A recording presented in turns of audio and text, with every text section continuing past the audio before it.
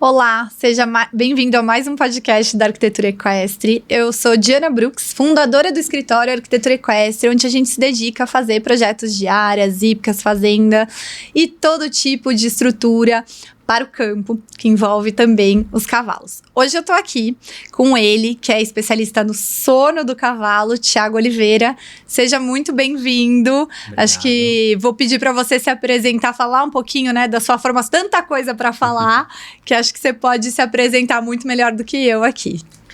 Diana, obrigado pelo convite, é um prazer estar aqui. Eu sou o Thiago, né, eu sou médico veterinário, trabalho aí há alguns anos já com a parte de medicina esportiva, né, conciliando aí as atuações e as atividades dentro da pesquisa, dentro da universidade, né, como professor universitário, associado à atuação a campo, né, eu já trabalhei, né, em centros equestres, né, como o Jockey Club de São Paulo, a campo na região aqui do interior de São Paulo, e sempre tentando associar aos conhecimentos que a gente gera dentro da universidade, né? E daí surgiu essa linha, né, em relação ao sono do cavalo, que é algo não muito comum, né, de se discutir ainda hoje. Já melhorou muito essa questão, mas ainda é um assunto que precisa de maior discussão e aplicação. Perfeito. E a gente associando essas pesquisas, né, que a gente faz dentro da faculdade, né, com a demanda, né, do campo, a gente consegue melhorar aí a condição de bem-estar, de desempenho físico desses animais. Legal, Thiago. Eu acho que você entrou num ponto, né? A gente estava no nosso bate-papo aqui agora, logo antes de entrar, e é muito louco isso, porque eu, por exemplo, eu fui numa médica do esporte, né? Não porque eu pratico nenhum esporte em específico. Fui lá, enfim, para ver questão de treino, academia, como é que faz. E uma das perguntas super importantes é como está o seu sono, quantas horas por dia você dorme. E inclusive ela suplementa, né? Um dos suplementos que ela dá é exatamente para que a gente tenha uma boa noite de sono, né? Talvez também porque minha resposta não foi das melhores. Eu tenho 2 filhas pequenas em casa que ainda acordam à noite. É um agente importante de privação de sono pra gente, né? Eu também tenho 2 menininhas. Então você sabe o perrengue que é, né? E que os cavalos às vezes passam também. Mas enfim, e aí e é isso, né? Quando eu tava com uma das minhas pequenas, ela não tava dormindo muito bem à noite, e ela acordava, chorava, acordava mais velha, e aí, né, sono picado a noite inteira. E a privação de sono é assim, eu não conseguia nem trabalhar bem, assim, chegou um momento que eu falei, não, se não tiver alguém à noite pra me ajudar, eu não vou conseguir trabalhar, porque não só a produtividade, mas até as minhas relações com o pessoal lá no escritório, interfere tudo, né? Seu humor, enfim. E é muito louco isso, né? Porque a gente consegue avaliar com uma simples pergunta, né? Como vai o seu sono, eu consigo suplementar. Agora, o cavalo ainda é muito difícil, né? De você mais diagnosticar complexo. Isso, né? Com certeza. Mas então, vamos lá. A gente precisa do sono para tudo, né? Até para aprender, para assimilar aquilo que a gente estudou, né? Como é que funciona isso para o cavalo? Dentro da medicina, né, a gente tem essa exploração, né, desse período de repouso, né, do sono, de uma forma bem estabelecida, né? Não só para o seu caso, né, pensando em melhor produtividade, bem-estar e convivência social, né, que a gente sabe da importância. Para os cavalos também. Para os cavalos também, né, os cavalos sofrem reflexo da privação de sono nossa, mas ela é muito explorada para a questão do desempenho físico, né? Então, os atletas de alto nível hoje, todos passam por um acompanhamento, né, desse período, inclusive para se determinar a intensidade do trabalho daquele atleta naquele dia. Então, se porventura o atleta teve um problema relacionado a, sei lá, filho, ter passar a noite com o filho acordado e não repousou adequadamente aquele dia, o esforço do treinamento, né, vai ser menor né, para aquele especificamente, para aquele atleta, porque já se sabe que o risco dele se lesionar por conta disso é grande. Né? Ah, sério? Pode lesionar pela privação de sono? Na verdade, o que acontece? Você vai ter um impacto motor, um impacto cognitivo, que pode gerar, além da questão de reestruturação muscular, né, e outros tecidos, você pode ter uma menor... um menor ajuste fino, uma melhor sensibilidade, isso permitir ali uma chance maior de você ter uma torção, por exemplo. Então, tem um estudo legal que eles fizeram com um atleta de basquete, né, com um jogador de basquete, que eles identificaram quase 2 vezes mais chance de se lesionar para um atleta que teve uma noite mal dormida do que... e assim, noite mal dormida que ele correlacionou foram de 5 a 8 horas, né? Não é nem não dormir. Entendi. Mas esse impacto, né, da restrição do sono para as pessoas, ele é muito grande e reflete em vários sistemas. Sim. Né? Não só a parte locomotora, de desempenho, mas um ponto bem interessante que tem no humano é que a percepção de esforço ela é muito aumentada. Então você tem um peso que você levanta na academia, você está adaptado com aquilo. Se você dorme mal, muitas vezes as suas características fisiológicas elas não são tão afetadas, mas a sua percepção de esforço ela é muito maior. Isso faz com que a gente tenha uma dificuldade muito maior de identificar isso ainda no cavalo, porque o impacto que a gente tem relacionado a desempenho físico para esses animais, muitas vezes pode estar relacionado também a essa percepção. E como que você mensura essa percepção, né, para esses animais?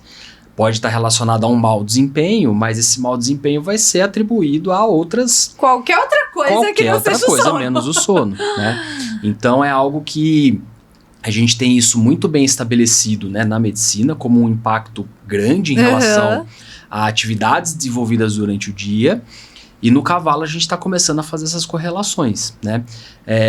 Muita coisa a gente tenta extrapolar do humano, né? E até na nossa cabeça a gente fala, nossa, se eu tenho um impacto grande em relação a isso, com certeza o cavalo também vai ter. Mas existem particularidades, né, do próprio tipo de sono que o animal vai apresentar, que também é um tabu, né, no cavalo, que faz ele suportar mais ou menos determinadas situações, né? Então a gente sabe que os cavalos eles passam pelas mesmas fases do sono que a gente passa, né? Então aquela fase de sono mais superficial, desde aquela fase mais profunda, né, que a pessoa está sonhando, mas o cavalo ele por ser uma presa ele acaba fragmentando essas fases do sono, e o tempo de sono dele é muito menor comparado com o nosso. E ele acaba sendo picadinho, né, durante, normalmente, os momentos mais tranquilos da rotina dele, né, que coincidem normalmente com o período noturno.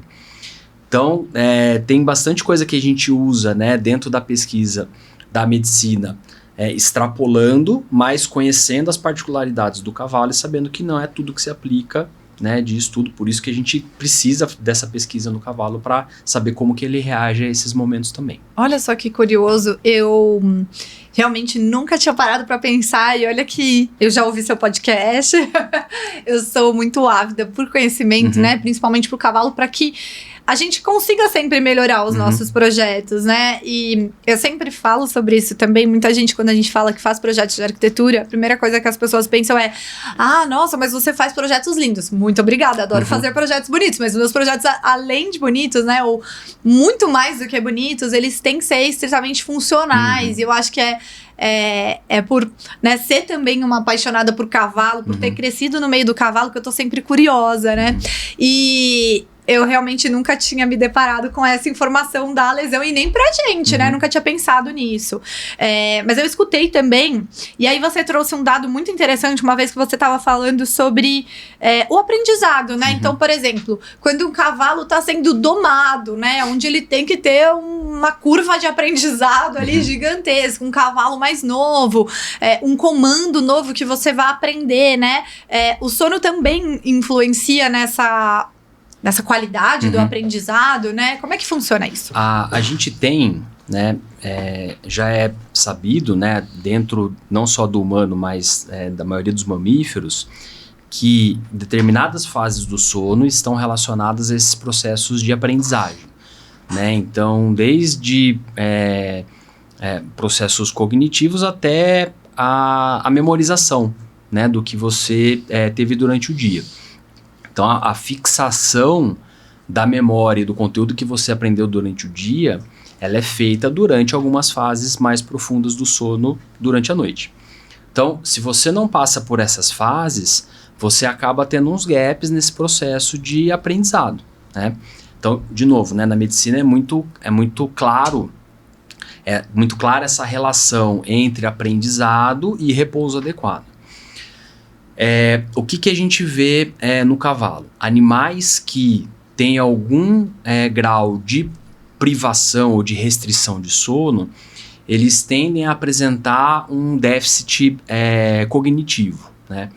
A gente tem um experimento do nosso grupo que os animais eles tiveram uma restrição de sono por um determinado período, e a gente viu que esses animais eles eram submetidos a um teste, né, de achar a ração dentro de um balde, né, num grupo onde tinham alguns baldes, e os animais eles eram apresentados aquilo, e depois de um dia eles eram novamente colocados naquele teste. Ele tinha que lembrar onde estava a ração.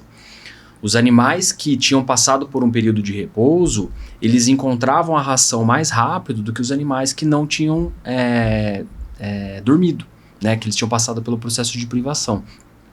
Então a gente conseguiu identificar um déficit em relação à memorização num período curto, né, de privação de sono, que foi de 72 horas, né, de privação de sono deitado, né. Agora, imagina o animal que ele tenha essa recorrência na privação do sono, né, ou um sono de má qualidade, né, ou de tempo insuficiente aí durante semanas, meses ou anos, né, e isso pode explicar muitas vezes aquela condição que às vezes a campo a gente fala, esse cavalo ele não entende, né, ou ele não tem a facilidade para aprender que o outro tem. É um cavalo burro, é um cavalo que não conseguiu, né, aprender determinado movimento. Isso pode estar relacionado a um sono de má qualidade. Olha só. Né? Então, existem hoje indícios, né, bem claros de que o impacto cognitivo para esses animais que sofrem a privação do sono, ele vai ser bem grande, né? Tanto quanto a gente tem dentro do humano. Muito legal. E existem esportes assim que você analisa, Thiago, onde a privação de sono ela impacta mais? Não sei, existe um esporte que o cavalo precisa, né, pensar mais, né? Não só falando da parte de regeneração muscular e tudo isso, mas essa questão da aprendizagem.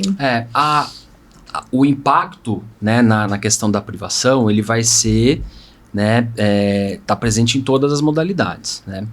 Quando a gente foi desenhar esse estudo em relação à privação e cognição, a gente pensou em trabalhar com animais que realizassem algum tipo de atividade menos intensas, uma atividade que talvez exigisse mais do processo cognitivo, do aprendizado, que era o adestramento. Então, especificamente para esse estudo, a gente trabalhou com adestramento. Eu, particularmente, acredito que o impacto crônico da privação do sono em relação ao aprendizado vai ser maior nessas modalidades que trabalham com movimentos, né, ensinados, né, ou com execução de determinados movimentos. Então, rédeas, adestramento, né, que são modalidades que trabalham a submissão dos animais, né, e a resposta dos animais a determinados estímulos. Entendi. Mas esse impacto motor, né, e cognitivo que a gente tem nos quadros de privação, com certeza vai impactar a questão, né, do animal durante o movimento do salto, ou até mesmo as provas de explosão, né? Talvez a gente tenha impactos diferentes, mas o impacto ele vai ser negativo se o cavalo tiver negativo privação se o animal tiver essa condição, né? Legal. É legal a gente entender, né, para discutir sobre isso, né, e contextualizar o que é o padrão do sono normal desses animais, né? como que um cavalo dorme, né? Tem muita discussão. Em média, quanto um cavalo dorme? Quanto que ele precisa dormir. Então tem muita questão, o cavalo precisa deitar para dormir, né? Então o que a gente tem hoje, né, já bem estabelecido? Isso desde a década de 70, né, já há 50 anos, já se conhece o padrão do sono normal do cavalo. O cavalo ele tem uma habilidade que é de dormir em pé. Então, ele começa, aquelas fases iniciais do sono mais superficial, ele faz em estação, né? Então, ele vai fazer em pé. Ele começa a relaxar, abaixa a frequência cardíaca, respiratória, ele começa a entrar ali num plano mais superficial de sono, que pode durar ali alguns minutos, mas que em algum momento, para ele aprofundar no padrão do sono, ele vai precisar se deitar. Tá, então, curiosidade, ele sempre começa o sono em pé ou não necessariamente? Ele começa essa fase de relaxamento em pé, aí chega em um determinado momento que ele se deita e volta a dormir nessa fase mais superficial e depois ele aprofunda. Então, assim como a gente, ele faz ciclos, né? Ele vai passando fases superficiais e vai aprofundando, fases superficiais e vai aprofundando. Porém, essas fases para o cavalo, elas são mais curtas. Então, um ciclo total, né, dele começar a relaxar durante a estação, ele se deitar e depois se levantar novamente, pode durar em torno de 30 minutos, 40 minutos, todo esse processo, né? E ele vai passar durante a noite por várias vezes nesses ciclos. Ele levanta várias vezes pode durante se levantar, a noite. Ele tendo a capacidade, né, de livre de lesões, né, livre de incômodos, ele pode ou se levantar para ver se está tudo bem, pastar um pouco, voltar a dormir depois, ou ele pode, às vezes, sair do decúbito lateral, né, sair de deitado de lado, vir para a external, ver se está tudo bem ali, confere se o ambiente está seguro, volta a se deitar. Ele pode ficar trocando o decúbito, né, trocando o lado que ele está deitado. Por que ele faz isso? Dessa forma, ele consegue manter um grau de vigília o maior tempo possível. Na natureza, você vê um grupo de animais dormindo, eles estão revezando, né? Fica um animal em pé, outro deitado, então eles vão mantendo sempre alguém ali do grupo, né, alerta, para que caso chegue alguma ameaça, eles conseguem reagir de forma rápida.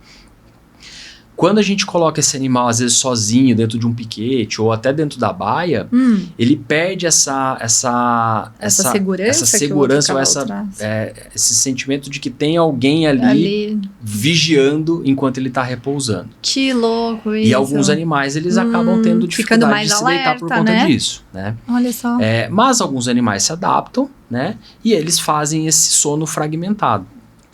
A fase do sono em que ele está naquela fase bem bem profunda, né, que ele apaga, né, que ele tá vulnerável, ela é muito curta, ela vai durar ali 3 a 5 minutos e depois ele já desperta, dá uma olhada de novo, depois ele deita de novo e essas somatórias, né, de 3 a 5 minutos vai dar mais ou menos 40 minutos ou 1 hora em 24 horas.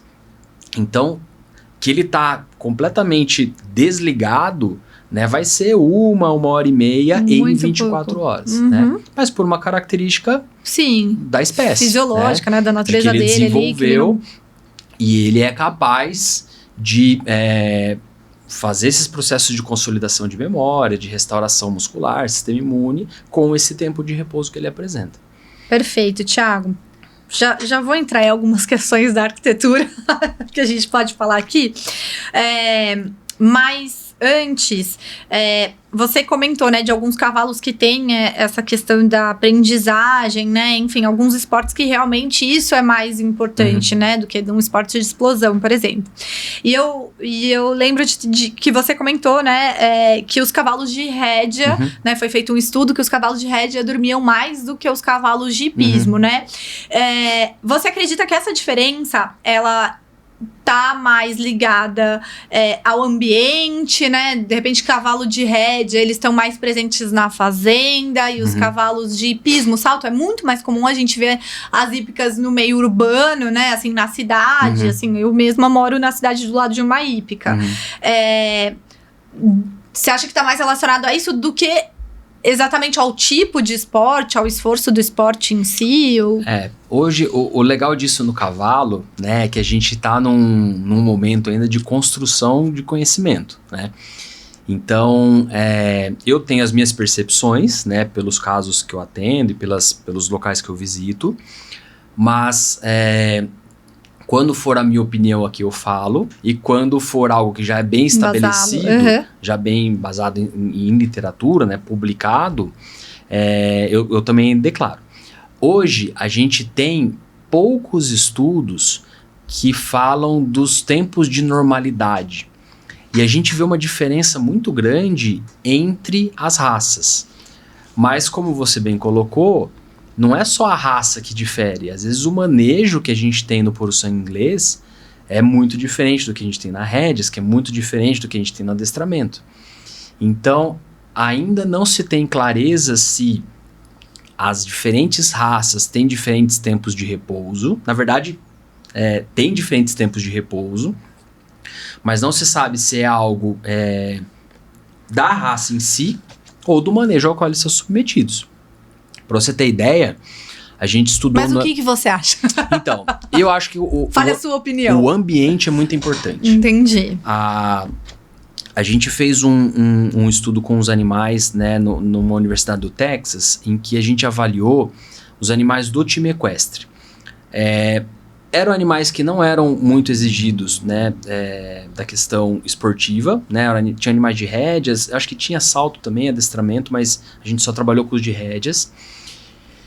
E esses animais tinham no manejo que 10 horas da noite eles apagavam a luz do pavilhão, os animais eles já começavam a entrar em decúbito, né, a repousar, e às 6 da manhã eles acendiam novamente. Isso era automatizado, então acontecia todas as noites. Esses animais, eles tinham de 50 a 60 minutos por noite em decúbito lateral, né, que seria esse momento de sono mais profundo. A gente avaliou um outro grupo de animais, né, de lusitanos, né, de adestramento, que a média deles foi de 25 minutos mais ou menos, então metade do tempo de decúbito lateral.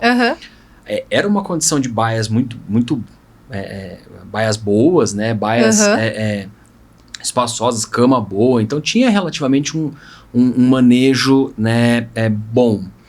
Mas é diferente, né? A lida ali, o tipo de trabalho desses animais, ele é bastante diferente. Então a gente não consegue hoje determinar se é por conta de uma especificidade da raça ou se é por conta desse manejo. A gente tem visto que o ambiente ele é muito importante, né, para a determinação do tempo de repouso dos animais. O ambiente influencia mais, para você ter ideia, do que, por exemplo, se esse animal passou por uma cirurgia ou não. Dependendo da cirurgia, né, a gente dentro também de um experimento, a gente viu que uns animais que fizeram uma artroscopia, né, uma cirurgia numa articulação, em 2 dias eles já estavam repousando de forma semelhante ao que eles tinham antes do procedimento cirúrgico. Esses animais do Texas, em 5 dias de hospitalização sem nenhuma intervenção, eles não voltaram para o padrão normal de repouso deles. Nossa! Então, só da gente mudar o ambiente, talvez para o cavalo tenha um impacto muito maior do que muita intervenção que a gente faça para eles. Que legal! Assim, mudança de ambiente desde a mudança estrutural, de luminosidade, de rotina, até de indivíduos ao redor daquele animal. Né? A gente, às vezes, trocar o cavalo de baia pode impactar no tempo de repouso deles, porque a mesma baia é o mesmo manejo, mas o vizinho é outro. Mas o vizinho é outro. Então ele pode se sentir mais à vontade com aquele vizinho ou mais submisso àquele vizinho e não repousar adequadamente. Olha né, só. com receio da presença daquele outro animal ali do lado. Mas é muito legal isso que você colocou e em casa... como a gente tem criança pequena, né? A privação de sono nos levou a implementar certos rituais extremamente rigorosos, assim. Eu lembro que teve uma época que eu tava em tamanha privação de sono que eu fiquei até, assim, meio neurótica com a questão da rotina, né, das crianças e de gatilhos de sono. Porque na criança, e eu acho que deve ser um pouco parecido pro cavalo, porque o que a gente até chamou uma consultora do sono, né? Acho que vários jovens casais fazem, não sei se você fez. Sim. Não cheguei, não chegou a isso. Não foi para um profissional, mas a gente buscou pessoas ao nosso redor e aconselhamentos para tentar corrigir essas condições. A gente acabou apelando nas duas meninas, a gente contratou uma consultora e ela tinha toda uma explicação, né, pra gente da importância da rotina e dos gatilhos de sono, porque o bebê, ele não se comunica, né? Então, o que faz o bebê entender que aquele é o momento de descansar e repousar? Você ter a previsibilidade do que vai acontecer.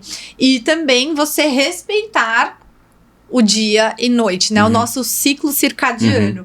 Então, ia ficando durante a noite, assim, 5 horas da tarde, não podia mais acender a luz em casa, na minha casa. Era só luz indireta. Então, eu tô nesse cômodo, eu abro a porta do outro, acendo ali, acendo um abajur, sempre uma luz indireta, porque você não pode ligar a luz forte, né? Por conta da produção de melatonina, enfim.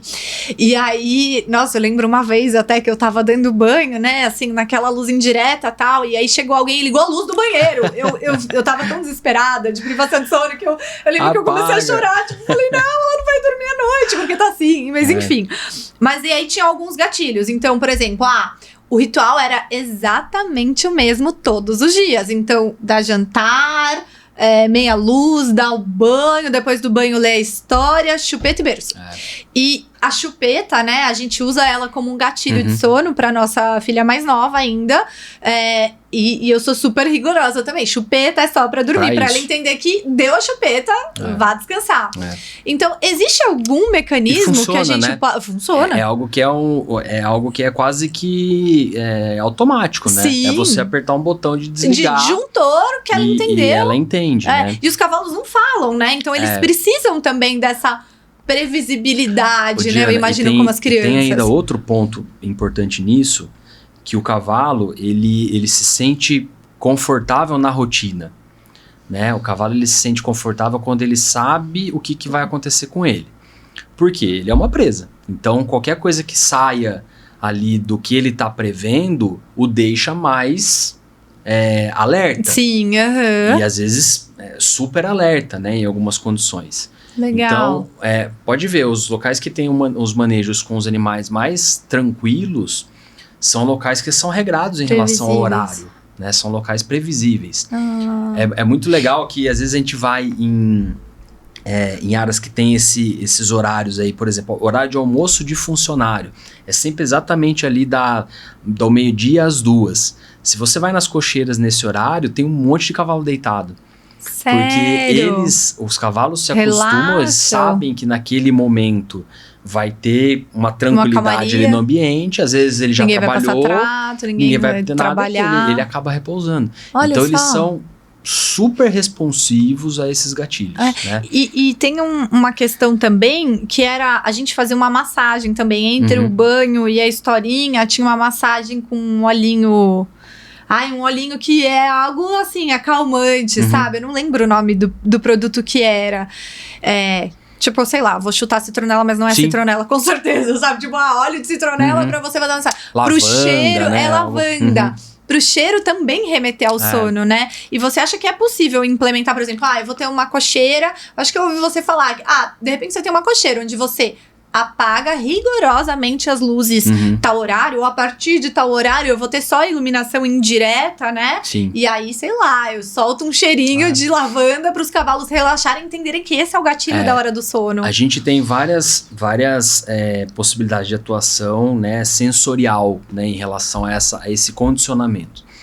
Isso pode ser utilizado de forma positiva quando você consegue associar aquele estímulo, seja cheiro, música, né? Qualquer condição ali que fale para ele, quando você identificar esse estímulo, as próximas 5 horas vai estar tranquilo. E aí você associa esse momento de tranquilidade a essa condição. E é uma coisa muito simples de ser feita. Eles são super responsivos a isso. Como também isso pode ser, né, pode influenciar negativamente algumas condições. Sério? Então, tem locais, por exemplo, que fazem passagem de trato, às vezes de madrugada ou à noite, ou às vezes até rondas, né, de segurança. Então, todas as noites o segurança passa 1 da manhã com a lanterna dentro da cocheira e olha para ver se, sei lá, tem algum bicho, alguma coisa assim. A gente acompanhando esses animais, a gente vê que o período antes dessa ronda, o animal ele fica agitado ou ansioso, aguardando a passagem dessa pessoa. E às vezes se passa um trato, ele ainda passa um tempo ali se alimentando durante o período da noite, que seria um período de repouso para ele. Então, mesmo o objetivo de você melhorar a saúde digestiva dele, né, e manter ele mais tempo se alimentando, ele precisa de um período que ele identifique aquilo como um período para repousar, né? Não precisa ser às 8 horas, né, ou às 9 horas que a gente tem de exigência, né, contínuas. Até porque parte desse sono ele vai fazer durante o dia repousando em pé, né? Então, o cavalo ele dorme de sono, né? Ele tem em torno de 3 a 5 horas nessas 24 horas. Parte desse sono ele vai fazer em pé durante o dia, nos momentos mais tranquilos. Mas ele precisa ali de pelo menos esse período de 5, 6 horas em que ele possa fazer esse rito de relaxar, se deitar, entra em lateral, volta, para conseguir somar, né, essa hora em decúbito lateral. E é impressionante como a gente vê uma repetibilidade nas noites dele. Então, se a gente pega um animal que tem quando a gente vai avaliar, né, uma cocheira ou um aras lá, né, que avaliando o padrão de sono dos animais, a gente filma os animais na primeira noite, a chance daquele comportamento se repetir na segunda noite ela é grande, né? Então ele vai concentrar ali um maior período de sono, né, em 1, 2 horas ali da noite, e ele se repete todas as noites, a não ser que tenha alguma interferência ou algo que aconteça, sei lá, desde mudança climática, né, chuva, alguma alteração ali que mude esse padrão, que aconteceu. A chance é que ele seja regra. No que depender dele, ele vai repetir, né, aquele padrão de repouso dele por várias noites, né? A gente percebe que o cavalo ele depende dessa rotina, né,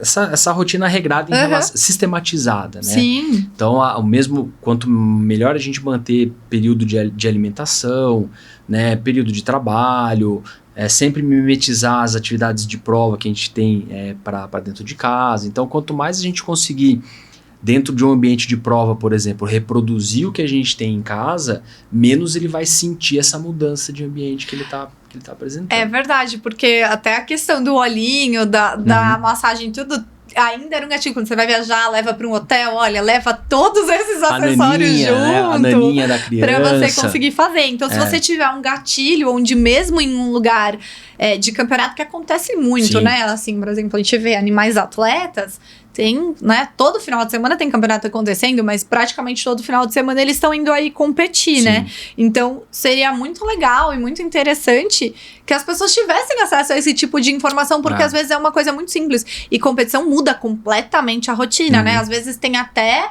luz acesa durante a noite, né? Esse tipo de interferência. E a gente ainda tem que levar em consideração essa percepção individual daquele animal, né? A gente tem coisas que podem me incomodar à noite, né, que não te incomodam. Assim como tem cavalo que vai se importar com aquela luzinha piscando lá em cima no canto e outro não vai ligar. E outro não vai saber, é verdade. Então, por isso que é muito importante a gente fazer a avaliação desses animais, né? Primeiro em casa, para a gente determinar esse padrão de normalidade dele e fazer esse acompanhamento dos animais em prova para que, identificando alguma anormalidade, a gente consiga correlacionar com aquele mau desempenho e, identificando essa anormalidade, a gente buscar a correção.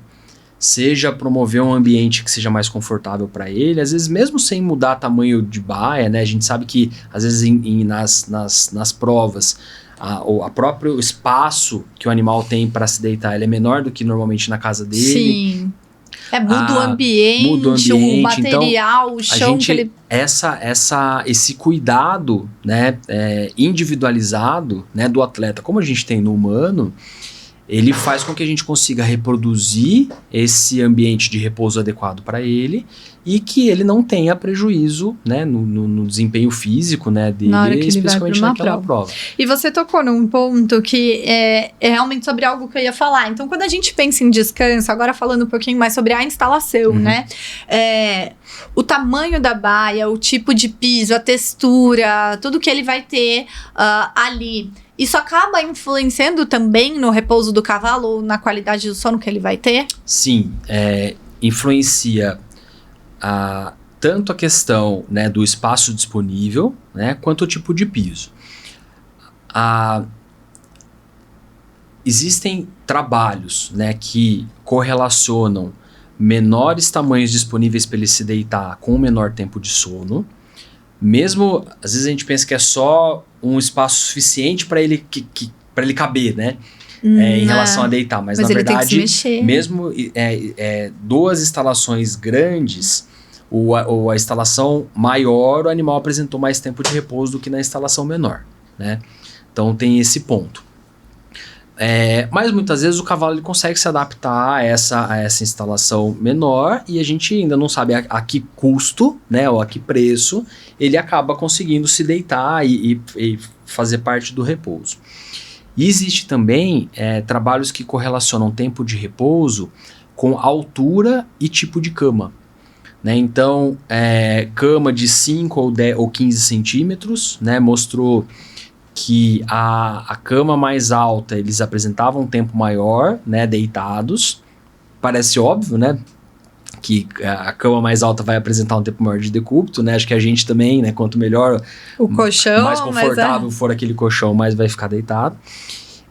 Mas também o tipo de cama. Então, tem um trabalho que não é brasileiro, mas ele comparou, né, alguns locais eles usam feno como cama, a própria serragem, a maravalha, né, e verificou-se diferença em relação a esse tipo de piso. Onde eles deitam mais ou menos. Eu acho que essa interpretação ela fica mais difícil, porque quando a gente faz esse tipo de avaliação, vai depender dessa experiência prévia do animal. Então, se você pegar provavelmente um animal acostumado a deitar no feno, provavelmente se você colocar ele para deitar na maravilha, ele vai ter pode ter um impacto, não sei se maior ou menor, mas a mudança em si pode gerar um tempo ali de adaptação para ele. Mesma coisa de um experimento que a gente fez, que era sobre tempo em baia ou piquete, né? Todo mundo pergunta, ele dorme melhor na baia ou no piquete? Para um grupo de animais que a gente utilizou, que eles estavam adaptados aos dois ambientes, mas tinham umas particularidades ali na propriedade, que fizeram com que ele se deitasse mais em baia do que comparado em piquete. Mas, particularmente nesse experimento, o que influenciou? Questão climática, né?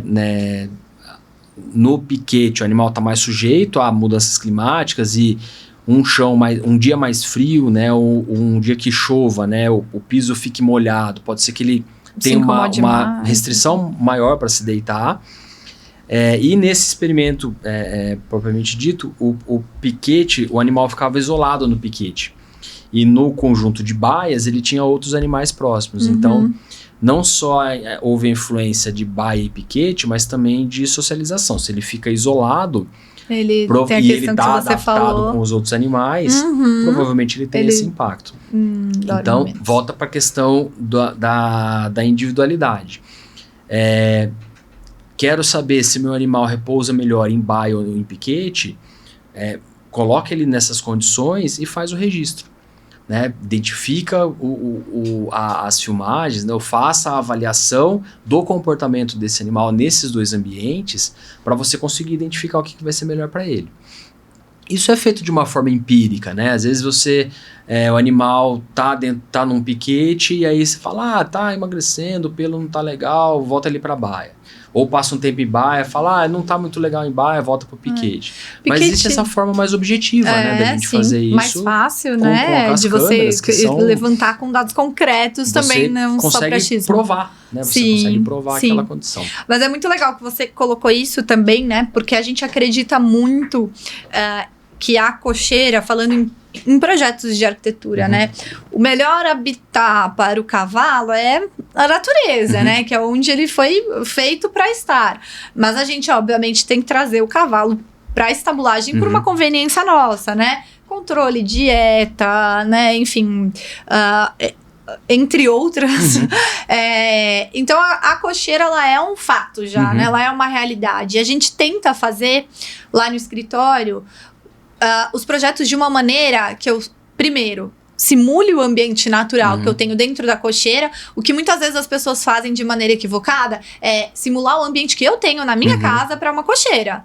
Só que é totalmente diferente. Primeiro porque na minha casa, provavelmente você vai ter ar-condicionado, você vai conseguir climatizar. O cavalo não vai. Então não adianta você pensar num abrigo total do ambiente externo, porque você não vai conseguir, você vai falhar. E aí você vai estar fazendo mais mal do que bem ao estabular o seu cavalo, né? E segundo, porque o cavalo, ele precisa sentir o clima, ele precisa sentir as estações, ele precisa estar próximo. Então, uma das nossas premissas lá, nosso arroz com feijão é janelas para o cavalo poder olhar a natureza, poder olhar lá fora, e gradil entre as baias, para que eles possam se ver e socializarem ali, né? A nossa, né, um dito que a gente tem lá é a gente maximizar o contato social e limitar o contato físico, porque muitas vezes os animais podem se morder aí, né? Se a gente deixar a baia totalmente aberta uma para outra, né? Então, a gente deixa que eles tenham a parte boa do contato, né? Mas eu sempre falo, se eu, né, brigar com a minha mãe, ou, né, eu vou bater boca com ela, mas o cavalo, ele não bate boca, né? Ele parte pra briga. E olha que interessante isso que você colocou. Um animal que ele tá do lado de uma cocheira, de um animal, de um outro indivíduo, né?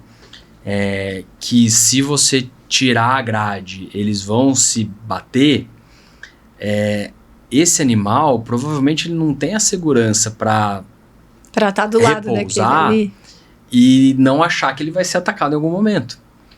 Então, além dessa questão, né, da socialização, né, de se evitar acidentes, a gente deve ter esse olhar em relação ao quanto esse animal está sendo saudável com o vizinho dele, com a presença daquele outro indivíduo do lado. Sim. Né? Isso falando de indivíduos da mesma espécie. A gente tem animais que, às vezes, eles têm algum tipo de contato externo e, em determinado momento, ele tem, sei lá, uma mata, né? E ele, dentro dessa mata, ele pode imaginar que tem algum predador. Isso pode gerar algum tipo de restrição ali para o período de repouso dele. Então, a gente volta para a questão da individualidade, né? A gente não pode olhar para esse animal com os nossos olhos, né? De imaginar, como você bem colocou, né? Que aquilo vai ser mais confortável para mim, vai ser mais confortável para ele. Então, o conhecimento do comportamento, da fisiologia da espécie que a gente trabalha, ele é fundamental para você conseguir gerar um ambiente ali que ele consiga, né, aproveitar e a gente possa extrair o que a gente quer deles, né, que normalmente está relacionado com a parte de desempenho físico. Né? Hoje existe esse conceito, né, relacionado ao bem-estar, que está diretamente ligado a melhor desempenho físico. O animal que ele não tiver numa condição boa, né, de vivência, ele não vai performar 100% do que ele pode. Né? E é um cuidado, né, bem importante que a gente está começando a ter, né, a extrapolar isso da medicina, e que daqui a alguns anos, com certeza, quem não se ligar para isso vai ficar para trás. Com certeza. E aí eu tenho... enfim, é engraçado, né? A gente... tem muitos mitos que vão se criando, né? E crenças, a gente fala lá no escritório, olha, esse cliente é cheio de crença limitante, porque existem muitas crenças, né? Tenho vários exemplos, mas um exemplo que eu presenciei recentemente tinha um cliente que estava ali com o seu cavalo, tinha um cavalo lesionado, e falou, mas é porque a pista do tal lugar que eu fui competir, ela lesiona. E aí eu fui olhar pro piso da baia, era um piso de concreto, o concreto estava super acidentado, assim, esburacado. E aí eu falei, poxa, as pessoas olham pra todos os lados, né? Mas assim, o seu cavalo, ele foi competir um final de semana, todos os dias, né? Quase o dia todo ele tá pisando nesse piso, assim, péssima qualidade, né? Entendo que quando ele tá competindo e tá na pista, ele tá fazendo um esforço muito além do esforço que ele tá fazendo pra ficar em pé. Mas ele não deixa de ser um animal de quase meia tonelada em pé sobre o concreto. Coisa que na natureza ele não tem, né? O cavalo não pisa em cima da pedra na natureza. E a gente transporta ele pra cá. E quando a gente tem uma lesão, né? Se é um atleta que faz corrida, ele tem uma lesão no joelho, ele não vai tratar só quando ele tá correndo, ele vai tratar o tempo todo e não fazer no seu dia a dia esforços que prejudiquem ou movimentos que prejudiquem, né? Mas é muito curioso como que às vezes as pessoas não olham pra isso para o cavalo. E muitas vezes eu falo pro cliente, você não quer colocar um piso emborrachado, um piso mais macio, mais apropriado, e aí a pessoa fala, não, mas é muito caro, barato, depois você infiltrar seu animal, pagar veterinário, lesionar um cavalo que podia estar dando alegria pra você, pra família, rendendo, né? E eu acho que às vezes as pessoas não fazem essa conta. Vou te dar até mais um argumento pra essa condição. Mas se você pegar um animal que ele já tem uma deficiência no sistema locomotor, que esse animal, seja pela questão do piso irregular, o animal não se deite, né, às 3, 4 horas que ele normalmente se deitaria. Imagina que são mais 3 ou 4 horas por dia de sobrecarga naquele membro, naquela lesão. Isso talvez para um dia não tenha impacto, mas no longo prazo, no dia seguinte, mais 3, 4 horas. Períodos em que ele às vezes deixa de se deitar ou por conta da dor durante a transição ali pro decúbito, ou por conta do piso inadequado, seja... escorrega, né? Ou é porque é duro, machuca, ele não sei. acaba não se deitando por conta disso, é algo que vai perpetuar aquela lesão articular que ele está desenvolvendo. Por quê? Ele acaba não tendo esse período em que ele não está com o peso sobre aquela articulação.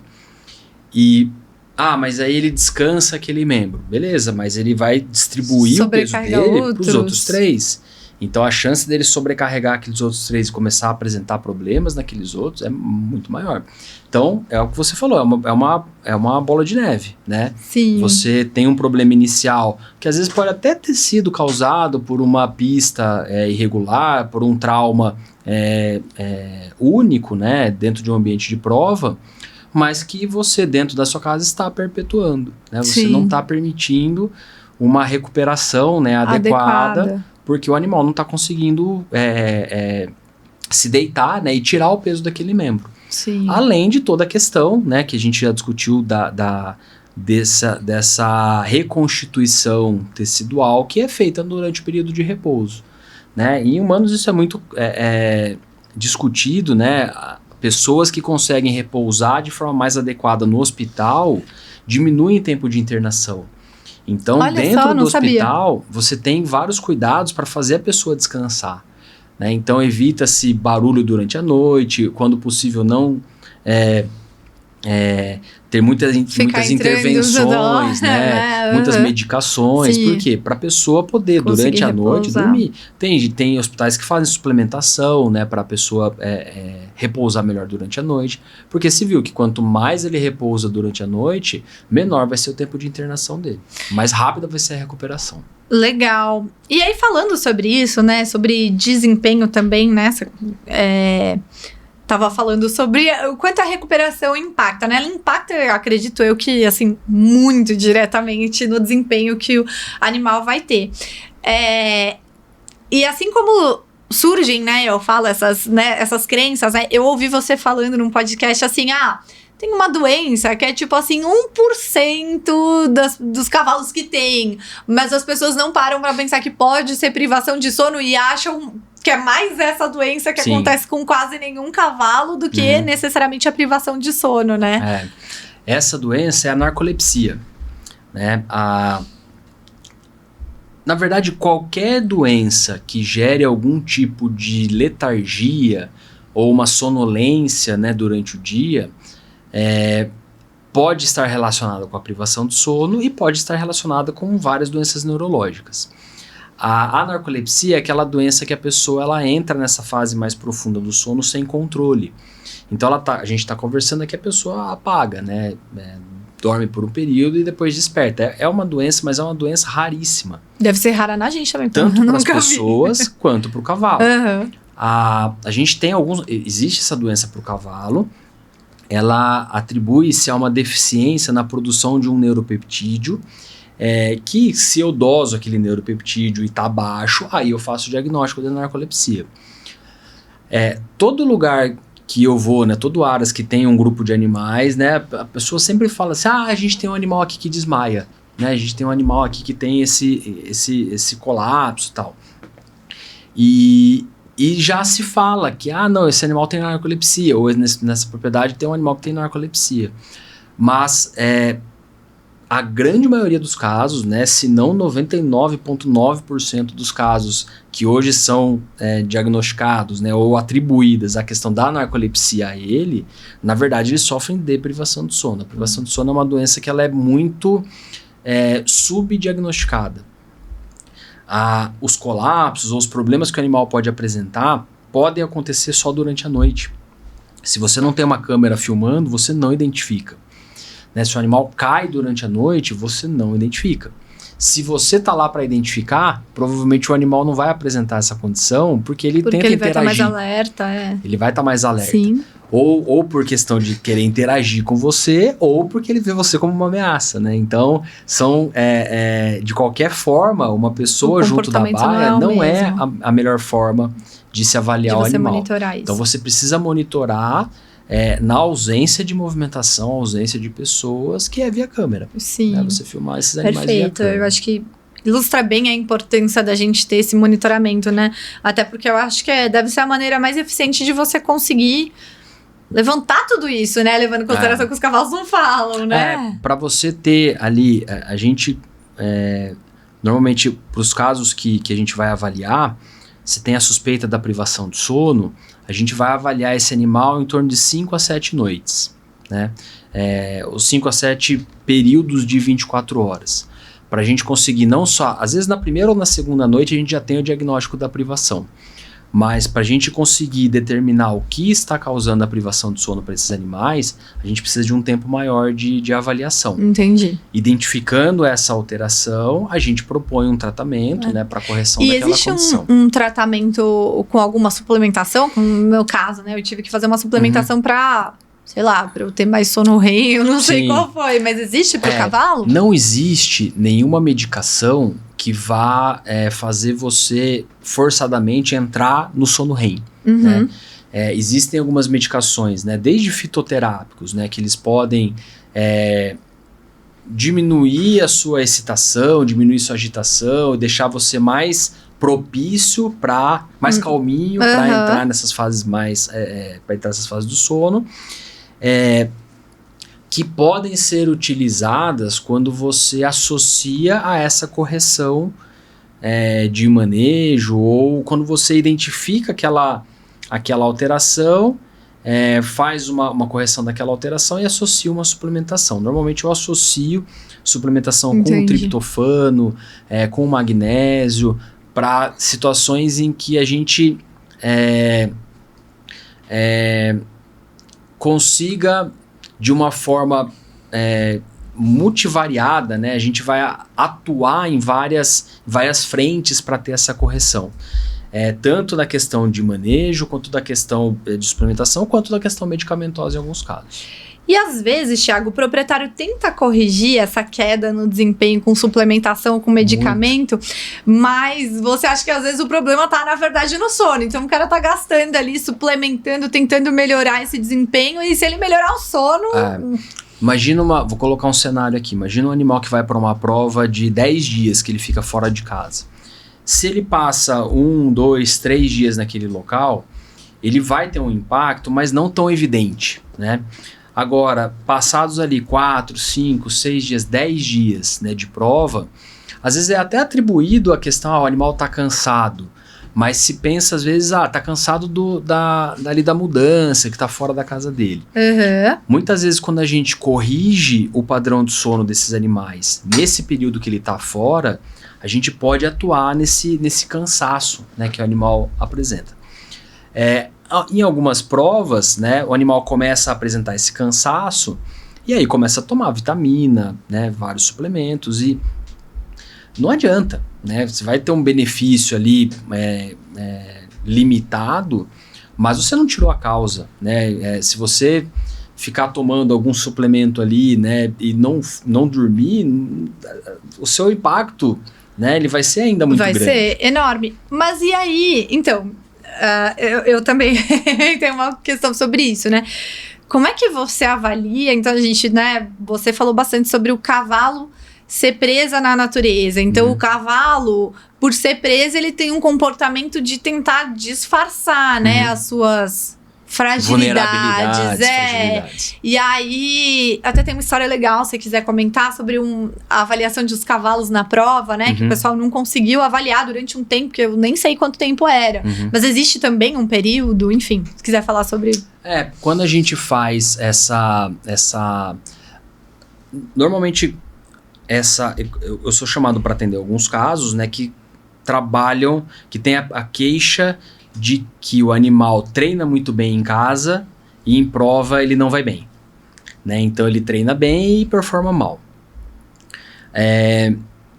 O animal volta para casa, faz uma avaliação locomotora, né, de vários sistemas, o animal não tem problema nenhum e não se chega nessa causa da queda de desempenho dele, né? Então, nesse contexto, o que a gente faz? A gente avalia o padrão de repouso do animal em casa, avalia o padrão de repouso dele fora e faz essa correlação com o desempenho, né? Sempre associando com o desempenho dele naquela atividade. A gente identificando, realmente ele perde muito desempenho e ele acaba tendo um impacto grande no padrão de sono dele, a gente propõe, baseado nesses vídeos, propõe algumas melhorias na questão de manejo, na questão de sensibilização, né, sensorial, né, desses animais, tanto para melhorar o repouso dele em casa, quanto para permitir um melhor repouso dele também dentro das provas, com os gatilhos, entre outros, né? Legal. Normalmente, tem animais que podem se adaptar, então ele fica ali 1, 2 dias com um padrão um pouco mais prejudicado. Na sequência, ele volta a repousar de forma adequada em prova. Tem animais que só regularizam o padrão de repouso quando ele volta para casa, né? Então, já tiveram casos de provas muito longas, né, próximos da prova daquele proprietário, que ele fez a classificatória e voltou para casa.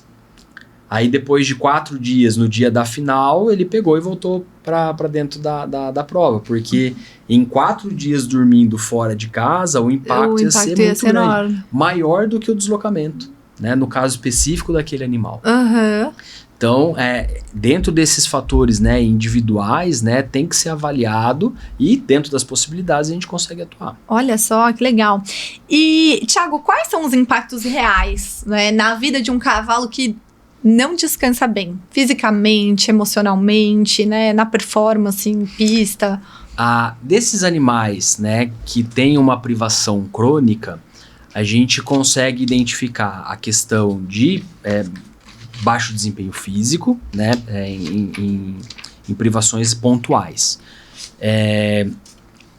Dificuldade de manejo, né, aumento de irritabilidade, assim como pra gente, né, e aquela dificuldade de socialização que você relatou, mas o mau humor, né, e a irritabilidade é algo que talvez seja o primeiro sinal mais perceptivo para quem convive ali com o animal. Entendi. Nossa, é um animal manso e ele tá irritadíssimo, Super. tá querendo morder, coisa que ele não costuma fazer.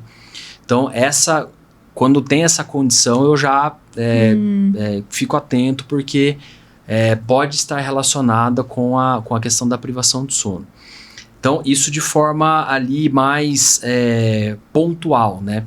Mas os animais que eles chegam a ter os colapsos, né, os desmaios por conta da privação de sono, eles podem cair 4, 5 vezes por noite, né? Então, imagina, a cada relaxamento que o animal tem, ele cai.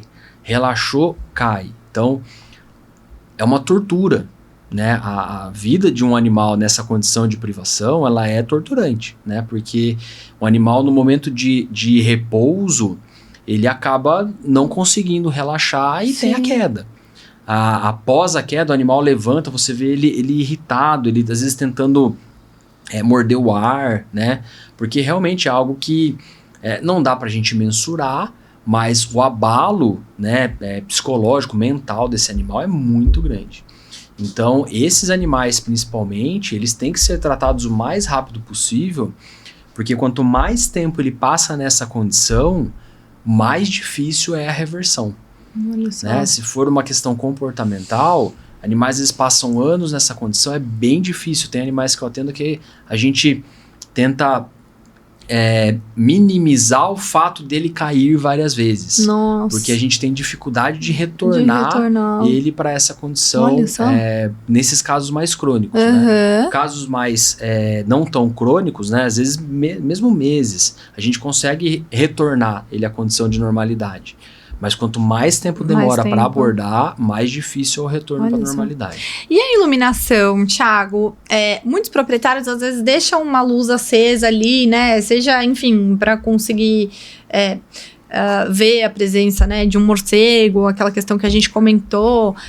Isso interfere no sono do cavalo? Você deixar alguma luz acesa à noite na baia para evitar a presença dos morcegos? Esse é um grande problema que a gente encontra, né, dentro das mudanças ali que a gente propõe para um aras, né? Sabidamente, a presença da luz, né, principalmente a luz fluorescente, né, ou a luz que a gente utiliza para iluminação, ela impacta negativamente o tempo de repouso dos animais. Porém, tem a questão da segurança, né, ou às vezes a questão até de afastar um predador, né, ou de afastar morcego, que normalmente é a justificativa para a manutenção da luz acesa.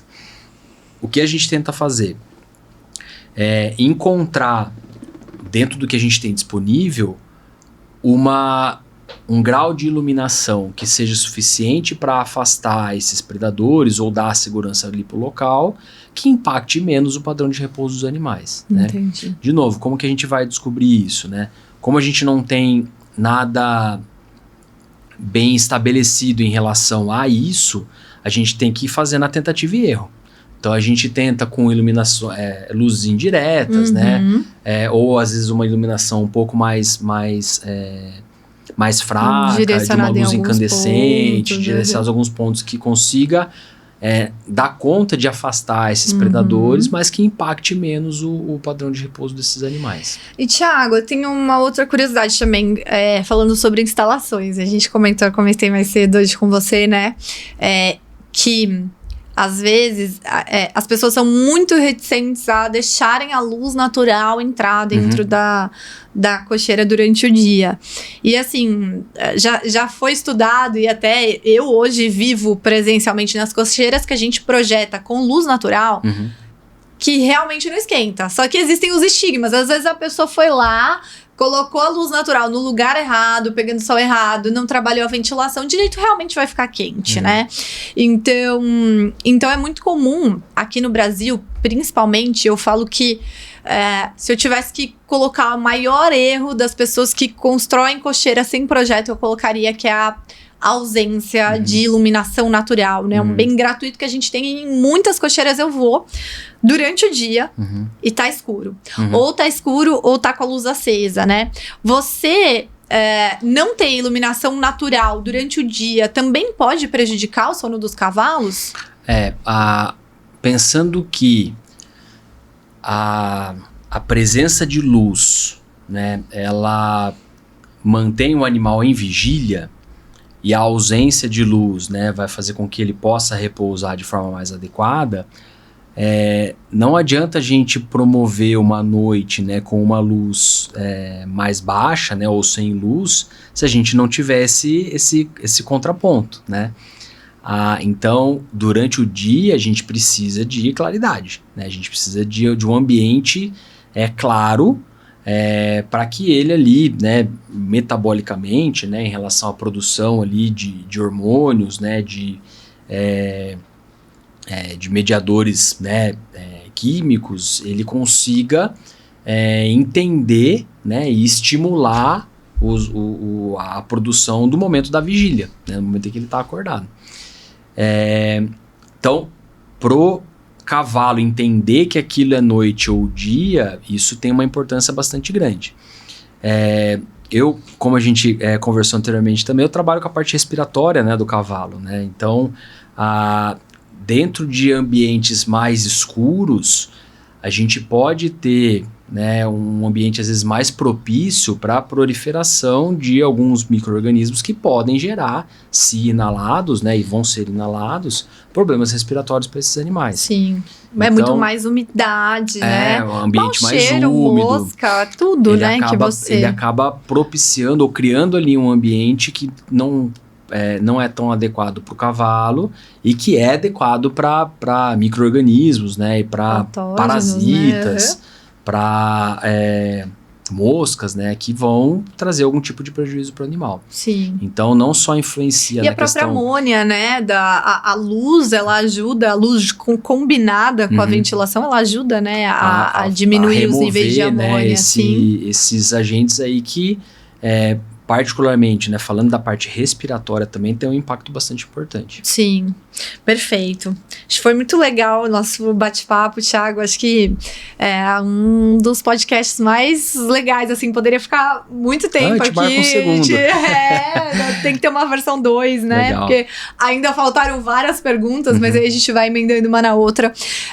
Mas para finalizar aqui, eu queria falar para você, se você pudesse dar uma única recomendação prática para que as pessoas pudessem melhorar o sono dos seus cavalos, qual seria? Falando de um único ponto, eu indicaria essa questão de padronização do manejo, né? Eu acho que você promover uma previsibilidade para aquele animal e para aquele animal entenda que em determinado momento ele vai ter um ambiente tranquilo para ele repousar, eu acho que já é um grande avanço, né?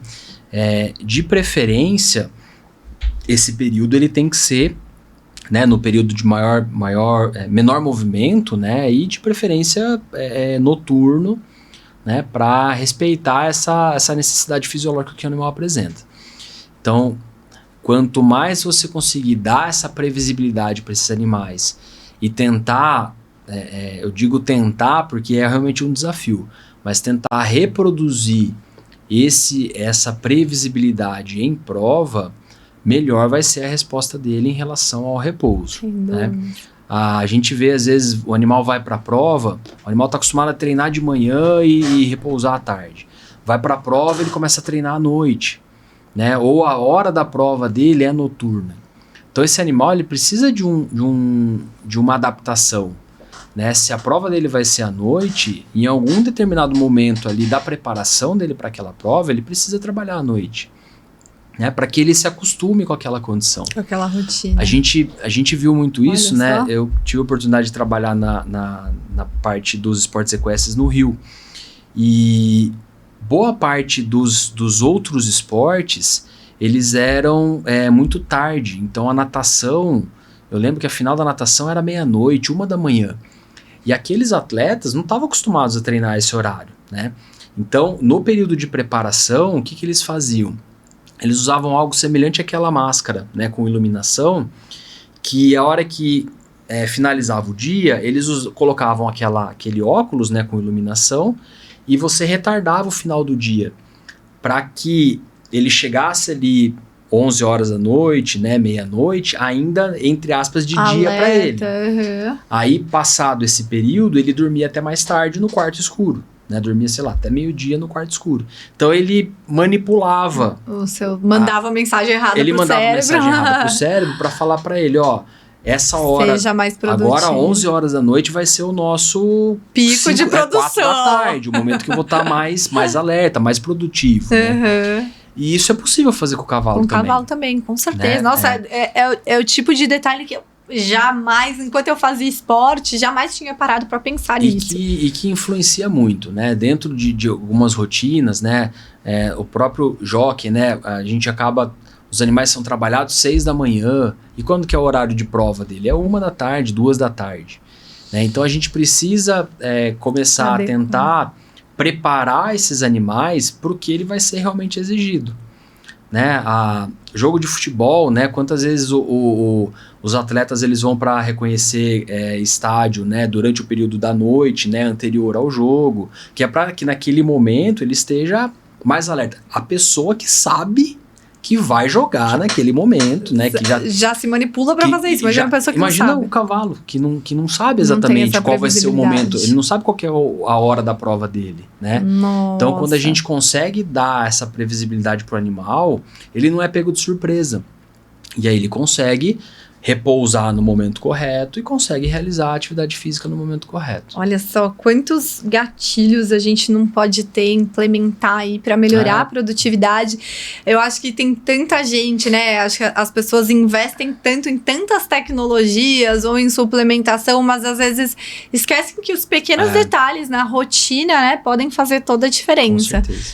Acho que, Thiago, queria te agradecer pela troca tão rica. Acho que foi incrível ter sua participação aqui no podcast, assim, muito conhecimento, assim, e acho que você fala muito abertamente e é muito clara a maneira como você se comunica. Obrigada pela presença. Eu agradeço pelo convite. Se quiser fazer a parte 2, a gente combina. Com certeza. Né? Até tendo interesse, vamos precisar. Tendo interesse do público, né? A gente pode levantar alguns pontos mais específicos, né? Como eu falei, é um conhecimento que ele está em construção, né? Então, esse retorno, né? E até o Instagram, ele ajuda muito nisso, né? Um dos objetivos de eu criar a página do REST, né, dentro do Instagram... eu ia falar para você falar seu Instagram. Era justamente popularizar um pouco do assunto. Né? Tem muita gente que não sabe qual que é o padrão normal do sono do cavalo, e tem muita gente que entra lá no perfil e fala, isso aí é besteira, isso aí é... uma balela. Então eu tenho hater já dessa condição. Então, mas é muito legal, e até se você tem dúvida, né, ou não concorda, né, com isso, vá lá, fale lá. Coloque seu ponto, né? Às vezes é algo que a gente não conseguiu ainda, como eu falei, está em construção. É algo que a gente não conseguiu uma solução ainda, né? Ou algo que a gente pode usar alguma pesquisa para responder essa pergunta do campo, né? Que é o que tem que nortear, né, a própria pesquisa. A gente conseguir responder uma pergunta que tem uma relevância para quem está no dia a dia, né? Para quem trabalha com isso dentro da modalidade esportiva, né? Então é algo que me motiva muito, né? Vai ser um prazer aí poder, né, conversar com treinadores, né, com amantes do cavalo, né, com atletas, com veterinários, né, com todo mundo que está envolvido e saber a percepção dessas pessoas também sobre esse assunto. Show de bola. A página do Instagram é Rest Horse, né, @RestHorse. @RestHorse. Perfeito, show de bola.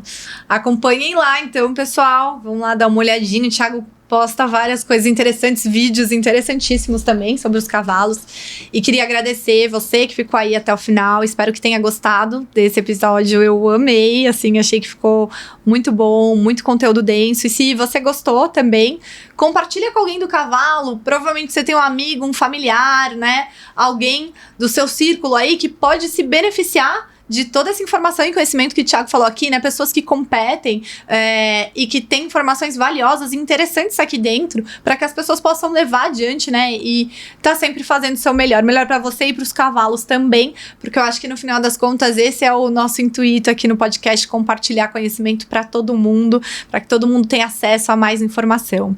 E não deixe de seguir o nosso perfil também, @arquitetura_equestre. Fica lá ligado, a gente vai anunciando quando vão sair os próximos podcasts. É lá que a gente vai postar e publicar e colocar aqui o nosso dia para sair com a entrevista com o Thiago. Obrigada, um abraço e até a próxima. Valeu!